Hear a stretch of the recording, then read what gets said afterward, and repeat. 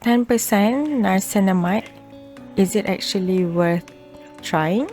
Kalau korang tengah cari serum untuk bantu masalah minyak, pori nampak lebih besar atau uneven skin tone, ingredient ni memang menarik untuk korang tengok.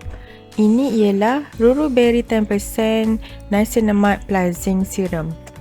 Saya belum ada physical sample produk ni, so saya tak nak pretend macam saya dah cuba produk ni.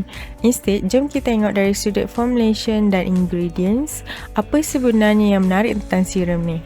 First, kita ada niacinamide pada 10%. Niacinamide ialah salah satu form of vitamin 3 yang sangat popular dalam skincare. Ia boleh membantu menyokong skin barrier, membantu mengawal penampilan sebum dan juga membantu memperbaiki uneven skin tone serta appearance of pores. Tapi 10% tak semestinya bermaksud lebih bagus untuk semua orang. Ini part yang saya rasa penting. Bila kita nampak 10%, jangan terus fikir higher concentration mesti lebih efektif. Skin compatibility, keseluruhan formulation, pH stability dan cara produk digunakan, semua ini memainkan peranan.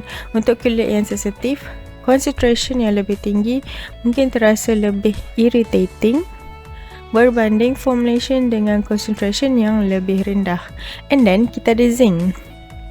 Zinc dalam skincare biasanya menarik untuk oily atau blemish prone skin, bergantung kepada bentuk zinc yang digunakan dalam formulation. Jadi kalau concern utama korang ialah excess oil atau kulit yang mudah breakout, combination ni memang worth looking at.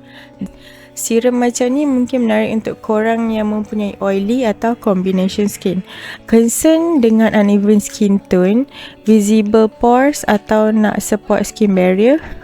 Tapi kalau korang punya kulit sangat sensitif, start slowly.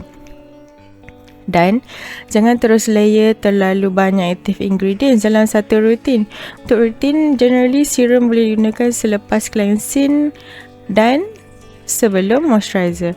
Kalau baru nak introduce niacinamide 10%, saya personally akan suggest start secara perlahan dan tengok bagaimana kulit korang respon. And siang hari, jangan lupa sunscreen. Sebagai seorang yang memang datang daripada background formulation, saya selalu remind satu benda. Jangan judge skincare hanya berdasarkan satu ingredient. Concentration, ingredient combination, vehicle dia, pH stability, preservation and skin compatibility. Semua itu memainkan peranan. Okay, dan sebab saya tak mempunyai physical sample produk ni lagi sekarang, saya tak akan claim texture, smell atau actual performance berdasarkan pengalaman saya sendirilah. Saya cuma review dari sudut ingredient dan formulation perspektif. Kalau korang nak tengok full ingredient list dan harga semasa Ruru Berry 10% Niacinamide plus Zinc Serum ni, saya letakkan link affiliate dekat bawah. Kalau korang nak saya analyse ingredient list produk lain macam ni, drop nama produk dekat komen. Follow saya untuk lebih banyak skincare ingredient breakdown dari formulation perspektif. Bye!